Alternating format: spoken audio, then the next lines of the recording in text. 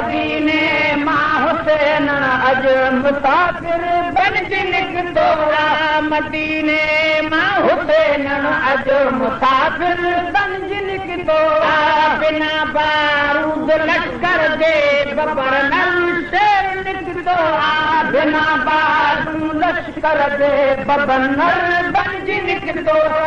बिना बारूद लश्कर जे बबर नल बनजी निकतो बिना बारूद लश्कर जे बबर नल बनजी निकतो बबर नल बनजी निकतो बबर नल बनजी निकतो मदीने मां हुसैन अज मुसाफिर बनजी निकतो मदीने मां हुसैन अज मुसाफिर बनजी निकतो खैर घुरजानी खुदावंद देखणी हथड़ा खैर घुरजानी खुदावंद देखणी हथड़ा खैर घुरजानी खुदावंद देखणी हथड़ा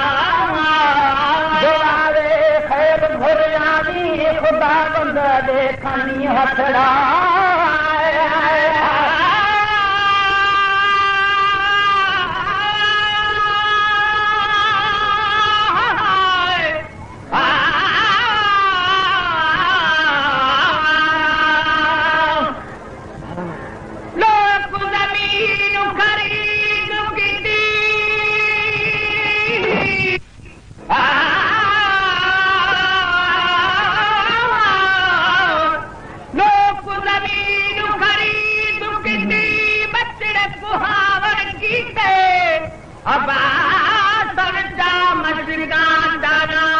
बाजू कटावन गीते गुलाम फरीदा होवे है पुनानु जन्मा सूद बाहुत गीते दुआए खैर घुरजानी खुदावंद देखणी हथड़ा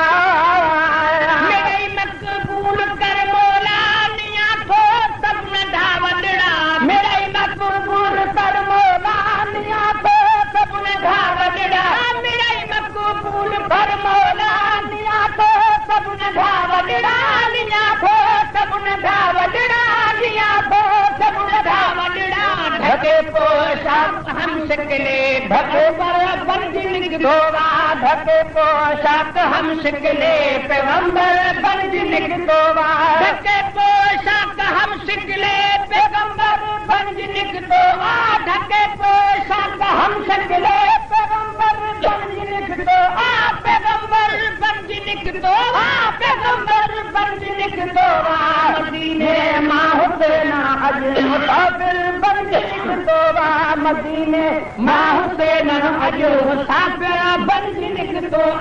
बिना बारूद लश्कर जे बबर नल बनजी निकतो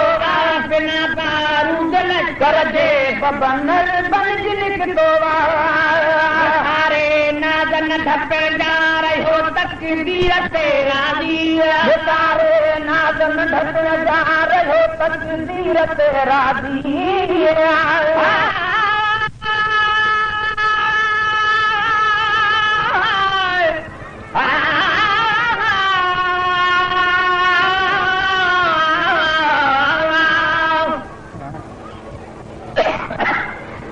तकदीर खुदा दिए यारो लती माम हुसैन दे हुसैन पुछा तकदीर करूं तू तवज्जो करे जई करे तकदीर आखा मैं तू गुल तूडे साथ कुरात पहरावन सहरे हुसैन आखा ओ गुल हाजुर हुन तू तटुल गुल जेरे सहरे घटारे नाज़न ढकण जा रहियो तकदीर ते राज़ी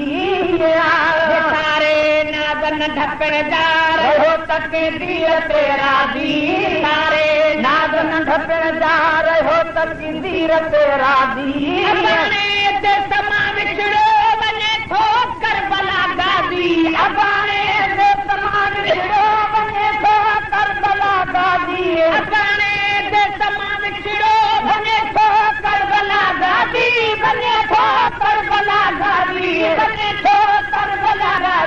पढ़ी न तो मिलना बस बहादुर बंद निकलो पढ़ी न तो मिलना बस बहादुर बंद निकलो बहादुर बंद निकलो बहादुर बंद निकलो बहादुर बंद निकलो मदीने ना हुसैन अज मुसाफिर बंद निकलो मदीने मां हुसैन अज मुसाफिर बंद निकलो हो जाए वो खसा है ललो है दर्द पर गंदो हो जाए वो खसा है ललो है दर्द पर गंदो